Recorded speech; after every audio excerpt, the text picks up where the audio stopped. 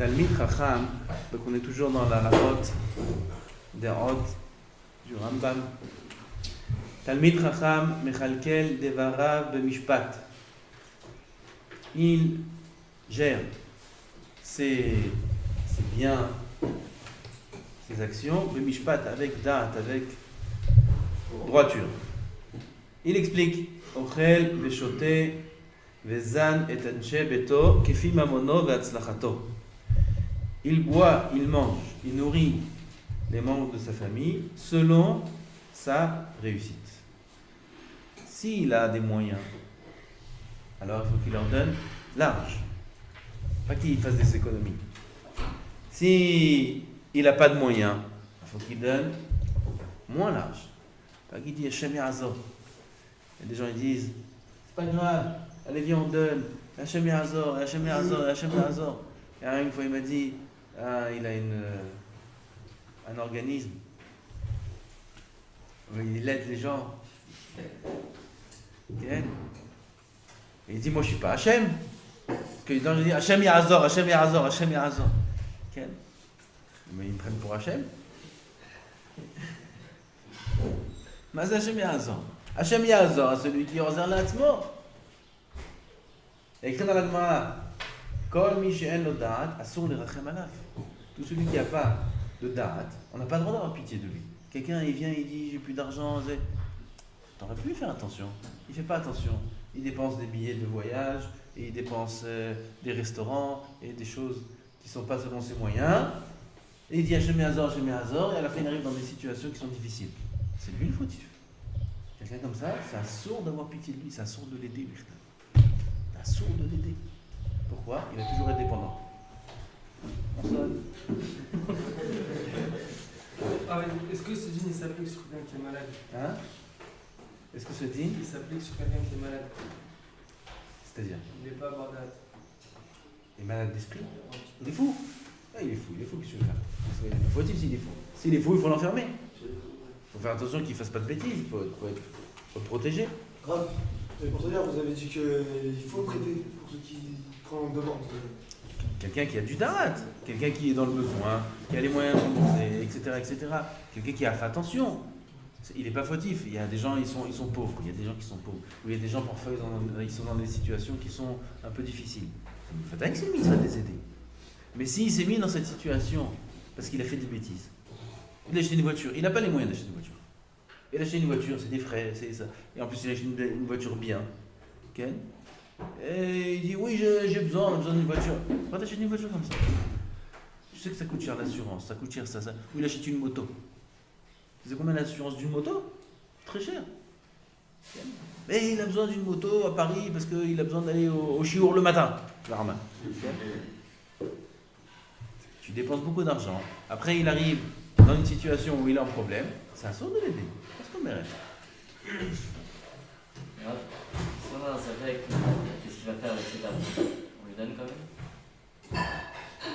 Si c'est quelqu'un qui est mechalkel devarav mishpat, oui. Si c'est quelqu'un qui marche avec la tête, pas avec son cœur. Les gens ils marchent avec le cœur. Okay? Ils sont comme ça pleins de... Bref, ils marchent avec le cœur, ils réfléchissent pas. Hein? Impulsif, selon les besoins, et ils disent des phrases comme Hashem Ya'azor, et ça va aller, on ne s'inquiète pas. Mais il faut pas ce truc, toutes des phrases de bêtises comme ça. Okay? Et ils arrivent dans des situations problématiques. Ils prennent des crédits qui sont trop hauts. Ils prennent des crédits sur des maisons, sur des voitures, qui ne sont pas selon leurs moyens.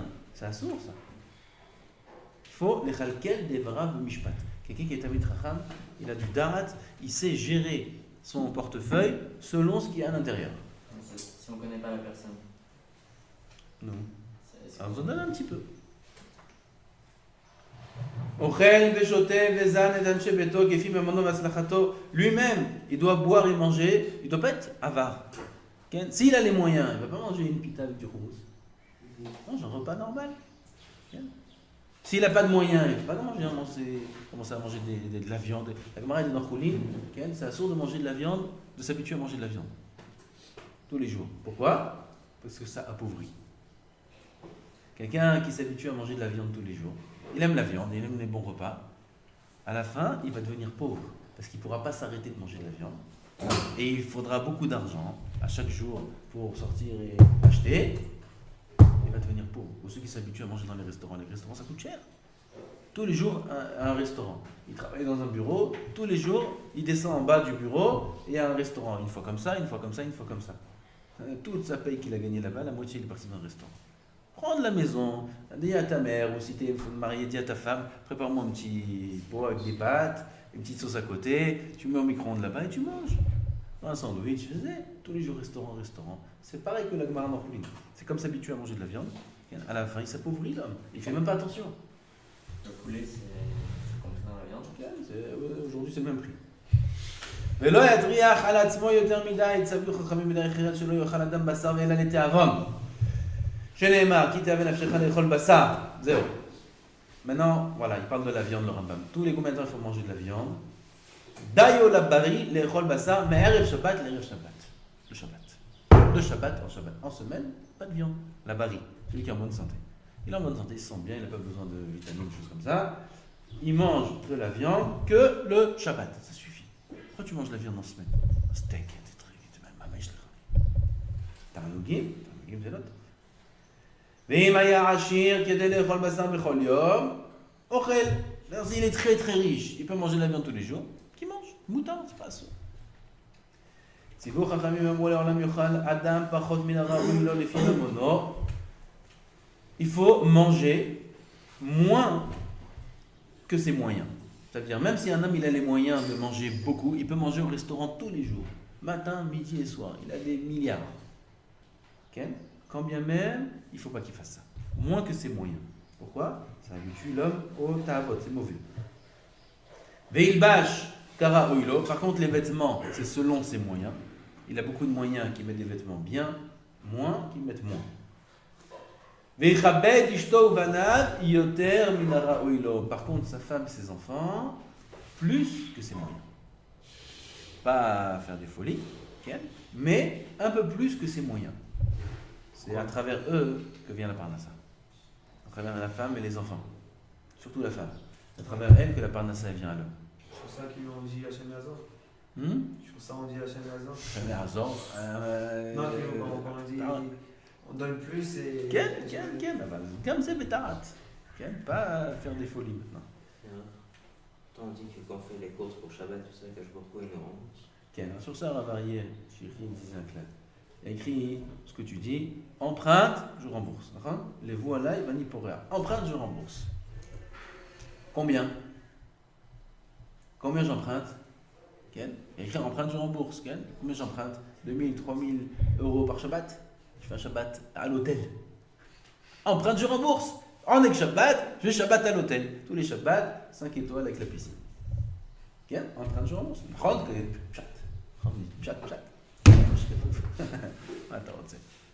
Alors c'est quoi la mesure? Combien j'ai le droit d'emprunter?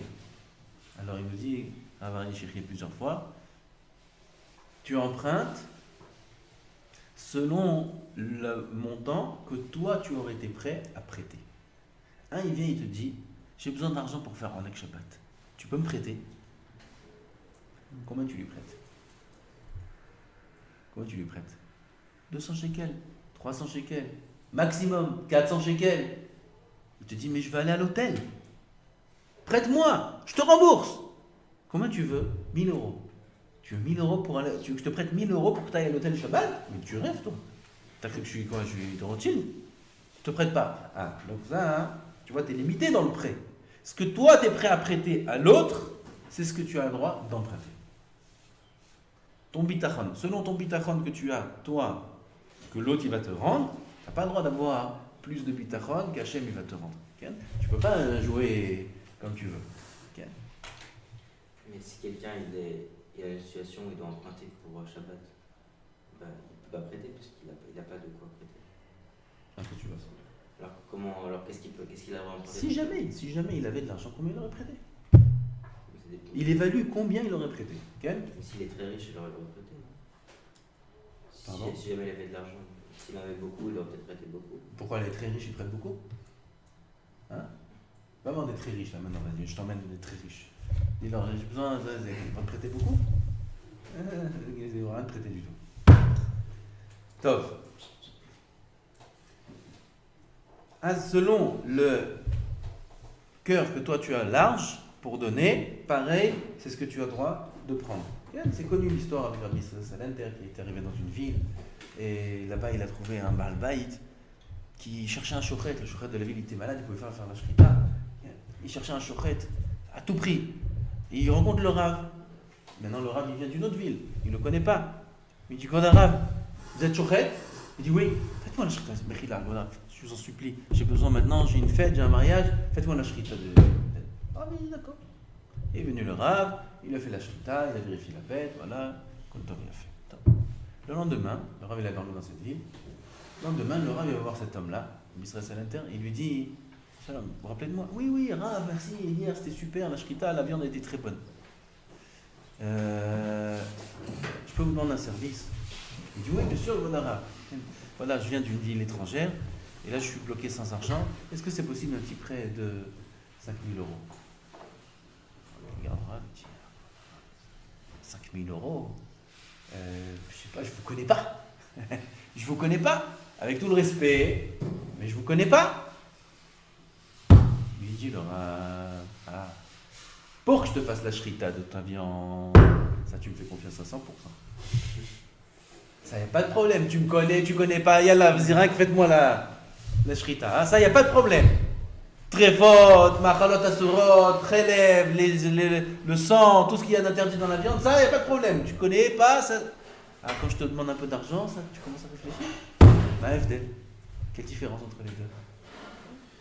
Un homme, il doit mesurer son bitachon et il doit légaliser dans tous les domaines. Il ne peut pas être un grand boter Bachem dans ce domaine-là, quand ça l'intéresse. Boter Bachem, c'est bon Hachem, c'est Hachem. Et dès qu'il y a une épreuve ou quelque chose qui remet en question, là, tout d'un coup, il est en panique. Pourquoi là, t'es boter, un grand boter Bachem, et là, tout d'un coup, t'as peur? C'est pareil. Alors, pareil, le lien de Shabbat. Pour emprunter de l'argent, Hachem, il dit Shabbat, t'inquiète pas, emprunte, je rembourse. Ça, c'est un grand boter Bachem. Hachem, il a dit rembourse, il rembourse, allez, donne. Un qui prend partout, il fait des gros Shabbat. Et quand on lui demande à lui de prêter de l'argent, quand on lui demande à lui d'avoir un peu confiance en Hachem, tout d'un coup il a peur, je ne sais pas comment je vais faire. Tu ne peux pas avoir du bitachon dans un domaine énorme et dans un autre domaine. Non, il faut que ce soit égal partout.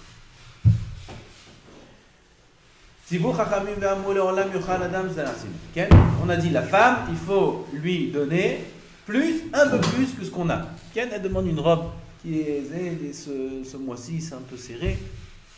Fais un effort. Fais un effort. Si la femme, bien sûr, elle a la tête sur les épaules. Il y a des femmes, non, allez-nous, chez les rachem. Elles n'ont pas la tête sur les épaules et elles dépensent. Tu donnes la carte pour faire un petit peu de course. Combien tu as besoin? 500 shekels. Je suis pas plus. Okay?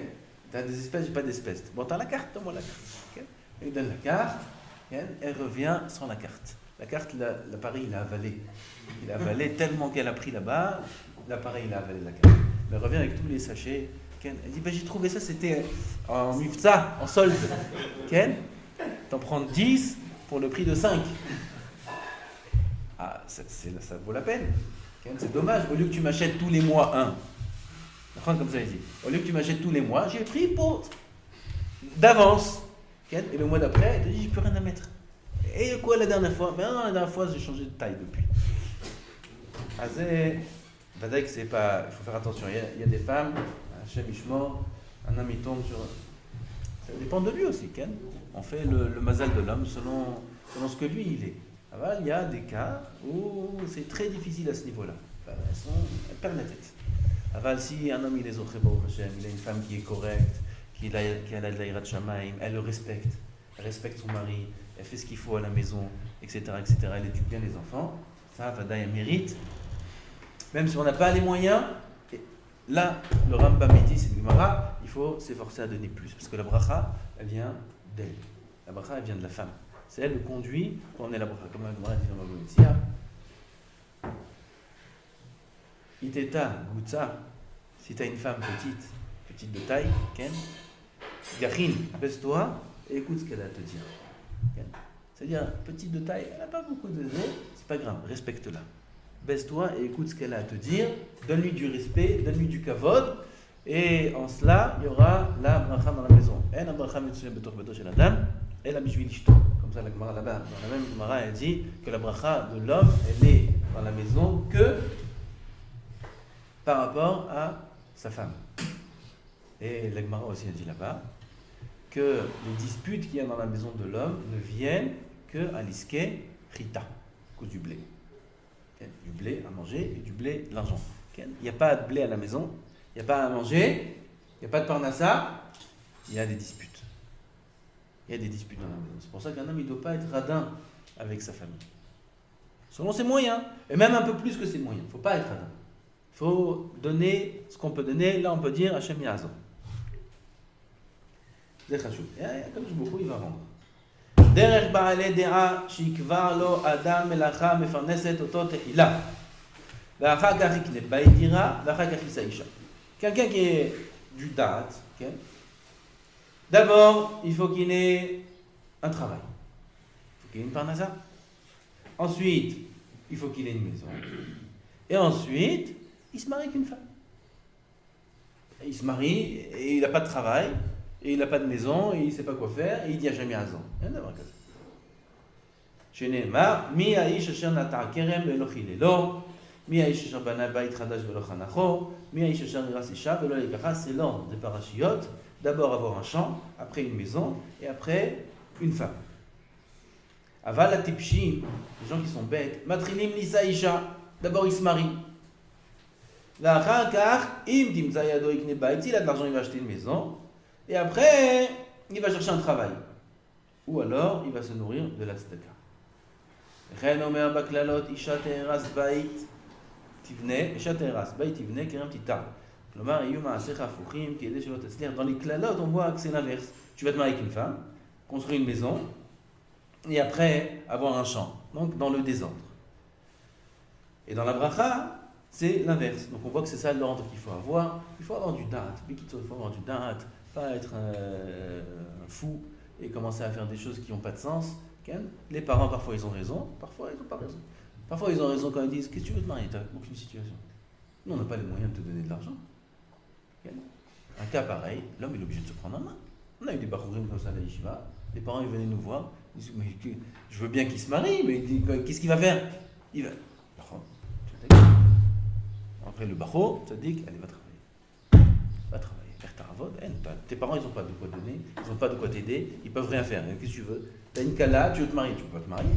Tu vas marier, tu veux donner quoi ? Tu veux vivre comme Rabbi Akiva, avec de la paille ?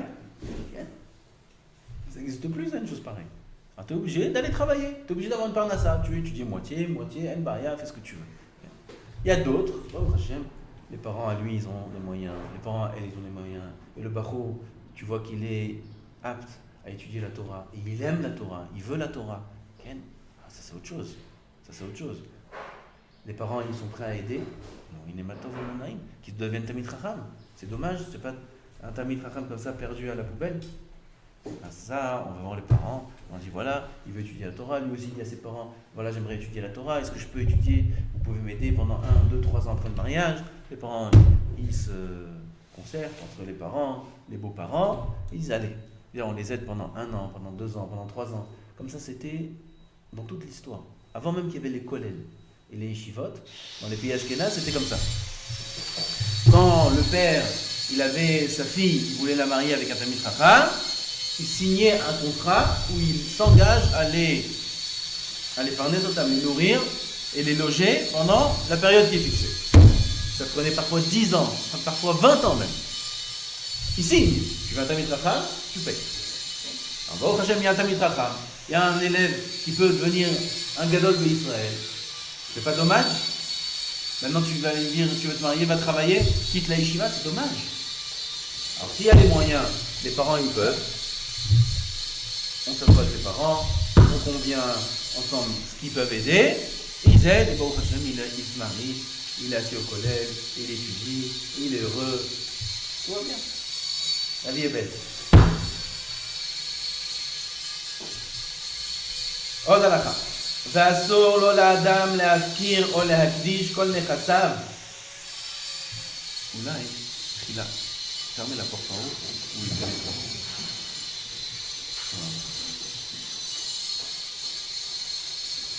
Ve'atriach ala briot. Ça aussi, c'est un problème. Il y a des gens, ils aiment la tzedaka, ils ont un bon cœur, et ils donnent trop à la tzedaka. Moi, je connais des histoires de couples où la femme elle venait et me disait il donne tout son argent. On n'a pas d'argent. Je connaissais un couple, ils ont. Attends, je ne peux pas parler. Ils sont sur le groupe. Alors, et voilà. Ok. C'est un problème, ça, Internet. C'est un problème. Tov, les kitso. Namshir. Failli faire une gaffe là. Azma Marno, ok. Il faut faire attention quand on donne la tzaka. Il est magdish tout. Il dit moi j'aime Bet Amikdash, j'aime Hachem, tout je donne. Il vient, il donne tout son argent ou il donne beaucoup d'argent. Il n'a pas après de quoi subvenir aux besoins de sa femme et ses enfants. Ça aussi c'est blitat. Assour, il dit le Rambam. Assour la Adam la Kdish kol nechassav. Ve'atriach ala briot. Après il va chercher que son père il aide ou sa famille elle aide.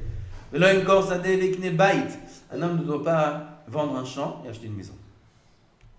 Là, le Rambam, il va faire un cours d'économie. Quels sont les biens les plus valorisés? Les biens les plus importants. Du plus important au moins important. Un homme, il a un champ. Il va acheter une maison, ne vend pas le champ pour acheter la maison. Le champ, ça rapporte plus qu'une maison. C'est une valeur plus sûre qu'une maison. Velo bait vekne metaltelin. Ça aussi, c'est une règle. On ne vend pas une maison pour acheter des biens mobiliers.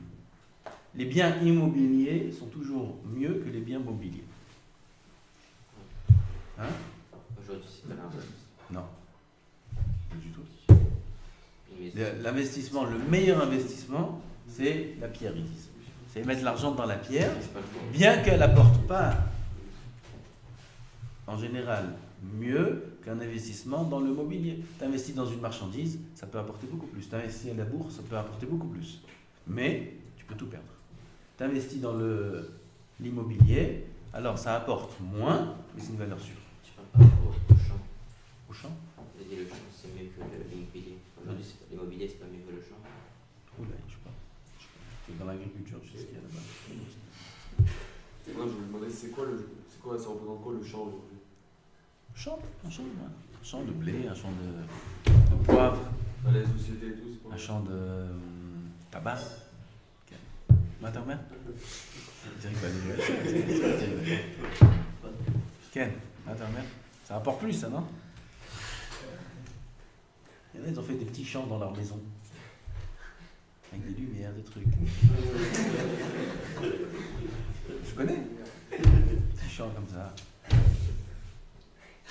Hein, les chants, ils ont fait. Maintenant, ils sont en train de chanter en prison là-bas. Ils chantent là-bas.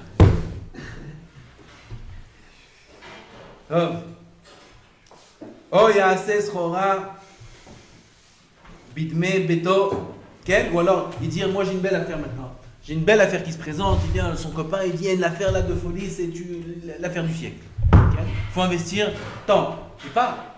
T'as une maison, vends la maison. Et lui, il vend la maison pour investir dans l'affaire, c'est une erreur. Le Rambam dit il ne faut pas faire ça. Il ne fait pas une chose pareille. Aval, mocher ou metaltelin, de connaître ça dès l'inverse, oui. Il a des biens mobiliers et qu'il les vendent pour acheter des biens immobiliers. Pour acheter un champ. Tlalosh là-bas. Yassim magamato le'atzliach nechassav ve'la'achlif hakale bakayam. Un homme doit faire en sorte que ses biens réussissent, que ça marche, qu'il ait une parnassa. Pas être bête. L'achlif hakale bakayam, échanger quelque chose qui est fini dans quelque chose qui est plus kayam. Existe. Ouais, ça veut dire que ça va tenir plus longtemps. Un champ, une maison, ça tient plus qu'une marchandise. Le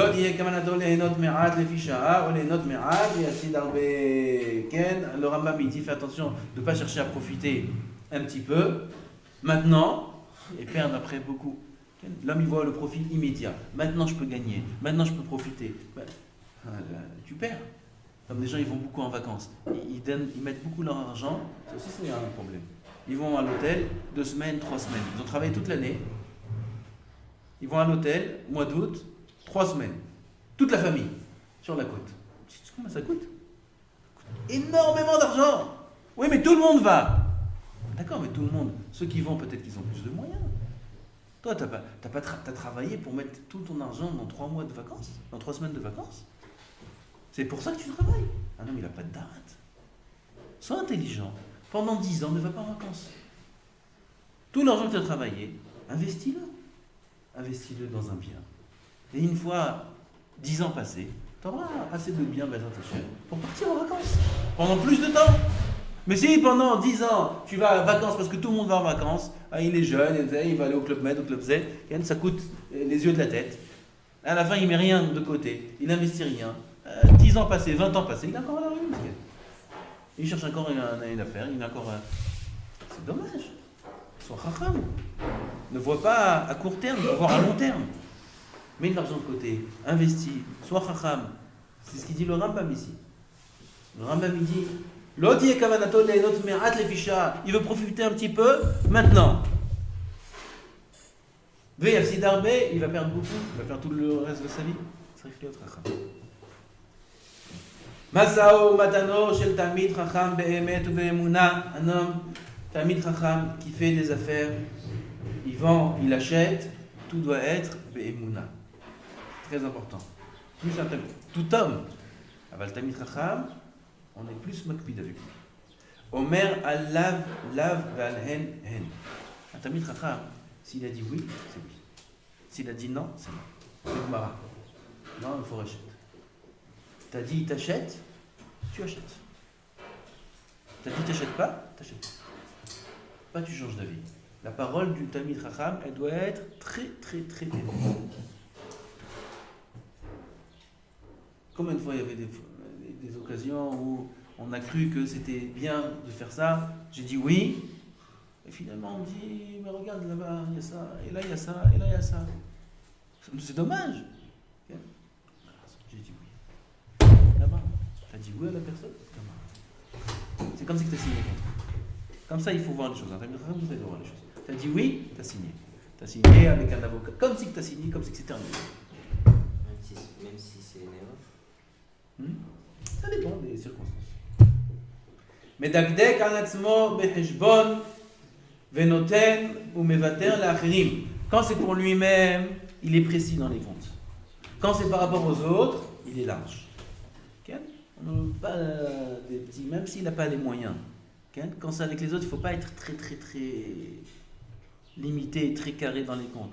Arrondi au-dessus.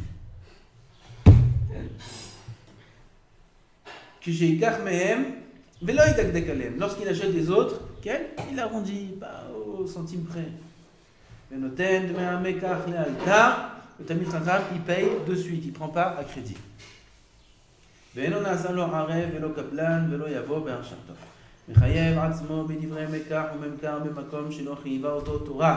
s'engage même si la Torah ne l'engage pas. Ça veut dire d'après la halakha, il y a aussi ça. Il dit halakha, moutar, j'ai le droit de faire ce que je veux. Qu'est-ce que dit la halakha? C'est moutar, je peux revenir sur ma décision, je reviens. Je peux ne pas payer, je ne paye pas.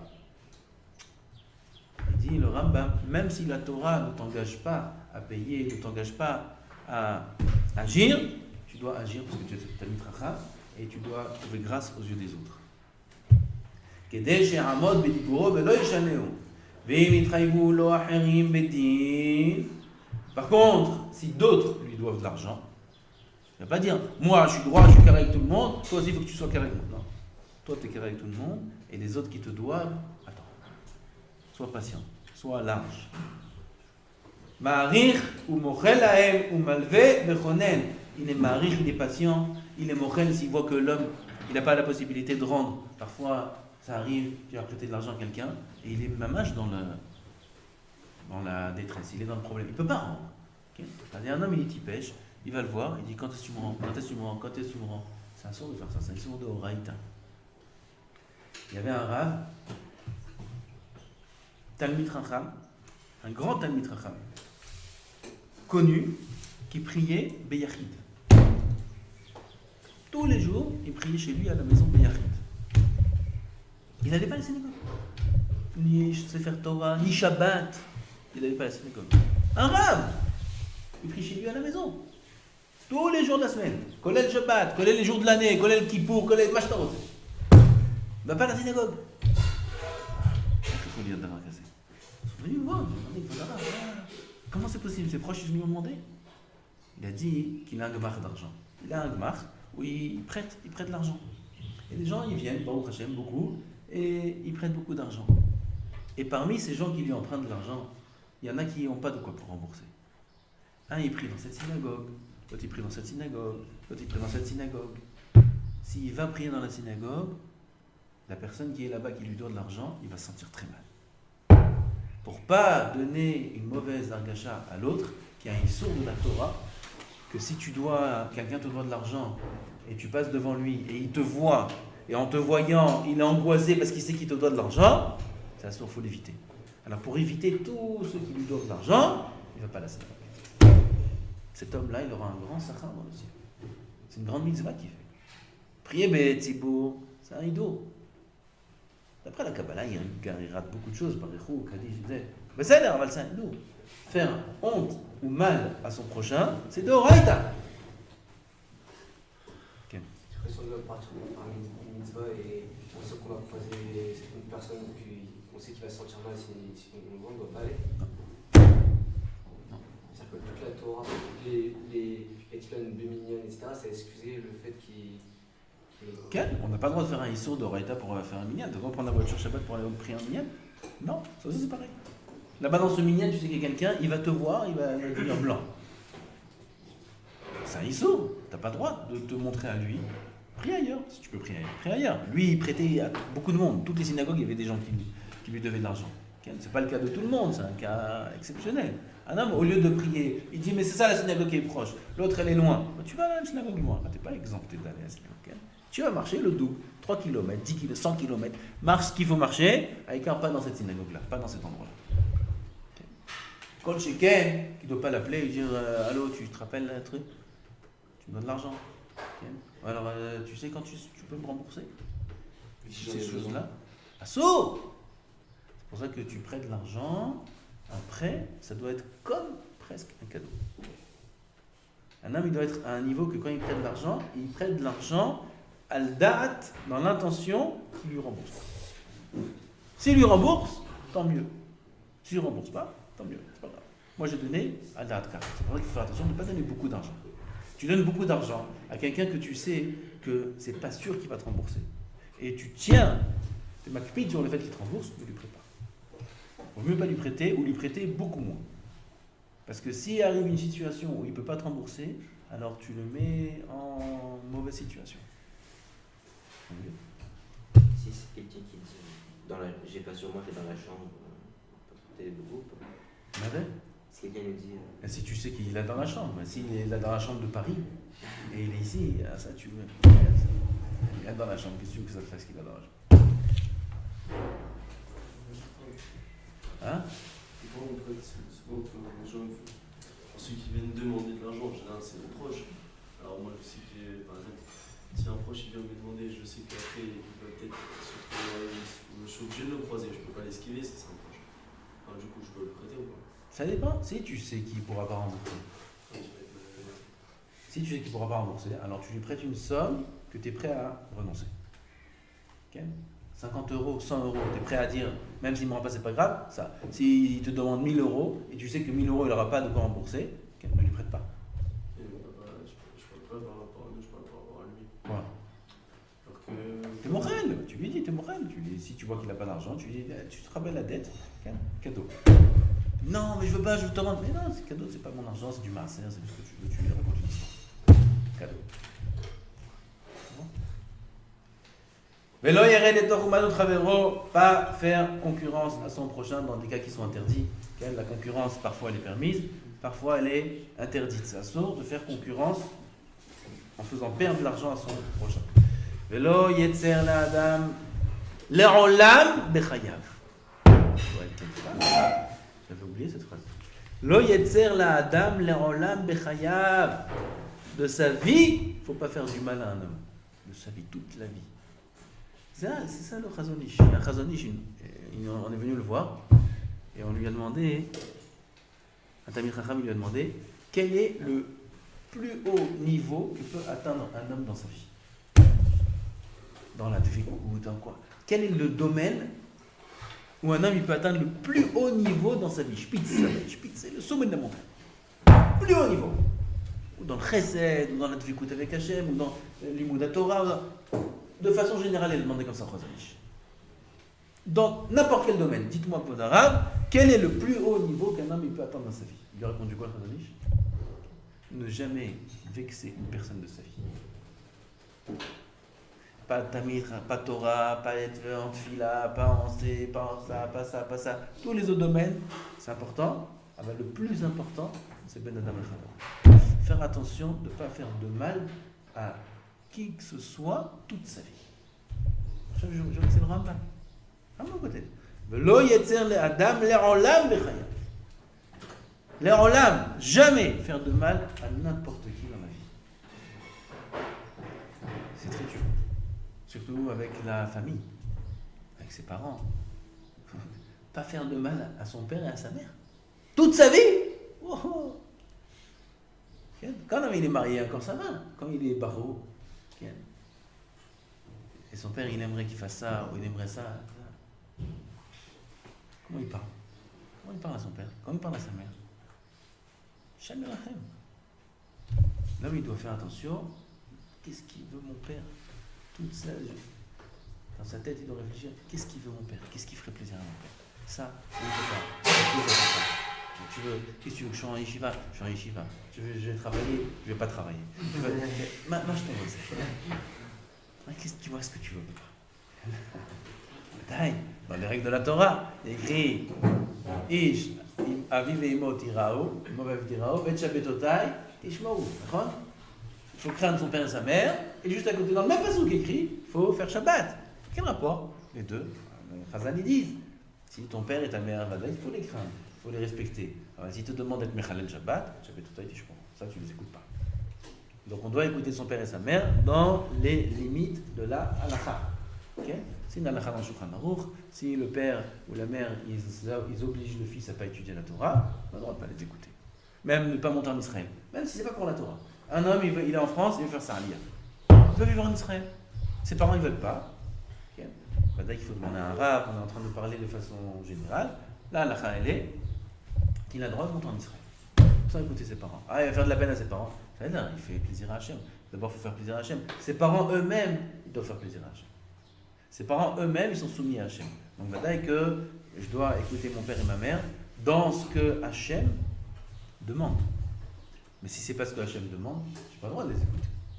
Aval, en général, c'est ce qu'Hachem il demande. Le père ou la mère, leur volonté, c'est ça, ou ça, ou ça, ou ça. Ça veut dire qu'il faut faire leur volonté, il faut les voir comme un roi, il dit. Le Sichot Moussa, il faut voir son père et sa mère comme un roi, une reine. Oui, votre majesté. Okay. Il faut se prosterner devant eux. Il faut leur embrasser la main, il faut leur embrasser les pieds, il faut les servir à manger, à boire, mamash comme un serviteur.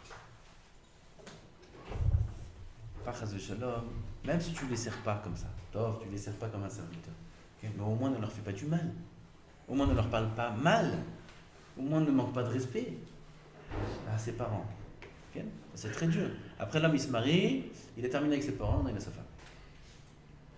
Sa femme, aussi, combien c'est dur de ne pas la vexer. Combien c'est dur de ne pas faire du mal à sa femme. C'est très dur. C'est très dur. C'est comme, je ne sais pas moi, marcher sur un film, ça, avec comme ça. Chaque coup de vent, il peut tomber. Comment ça s'appelle ça? Équilibriste, je ne sais pas comment il s'appelle. Hein? Funambule. Au-dessus d'une falaise, comme ça, et il y a des trucs en bas, 1 kilomètre. Vous avez vu les fous? Vous avez vu des fous comme ça qu'ils font? D'accord? Il y a un bout à l'autre, en bas, rien que tu regardes, tu meurs. Okay? Et ils marchent au-dessus de ça. Ils ont comme ça, ils n'ont pas de fil attaché, rien du tout. C'est comme ça le mariage. Okay? C'est très dur de ne pas vexer, c'est très dur, surtout la Gemara, elle dit Mata Metsuya, Isahu, fais attention au kavod de sa femme parce que sa larme, elle est très facile, elle pleure très facilement, elle se vexe très facilement. En rien tu lui fais du mal. En un mot, tu n'as même pas fait attention. Ça la vexe, ça la blesse. La Torah nous demande, en l'âme, Lo Yetzer Adam Bechayav. Il ne faut pas vexer un homme de sa vie entière. Combien c'est dur. Un homme. Imaginez-vous un homme, Rabbi Shlomo Zalman Auerbach, Ça, tout le monde a vu quand sa femme elle est niftera. Il y avait le monde entier à l'enterrement. Il a fait le hesped sur sa femme. Tout le monde au hesped, ils disent Mechila, si je t'ai vexé, Mechila. Comment un homme il peut dire une phrase comme il a dit? Il a dit devant tout le monde, devant sa femme morte. Il lui a dit on n'a pas besoin de se demander pardon. On n'a pas besoin, j'ai pas besoin de te demander pardon. Parce qu'on sait qu'on ne s'est jamais fait du mal de la vie. Quel niveau un homme il a atteint pour sortir une phrase pareille en public devant sa femme qui est morte et en train d'être jugée Bebedin chez Marla. Si ce n'est que c'est vrai à 100%, c'est très dangereux de dire une phrase pareille, surtout de la bouche d'un gadol d'Israël. Il dit à sa femme, j'ai pas besoin de te demander Mechila. Pourquoi? Parce que jamais il lui a fait du mal. Jamais de la vie. C'est un niveau, Rabotai, c'est un niveau de malach. C'est un niveau de malach. Pas blesser une personne, c'est énorme.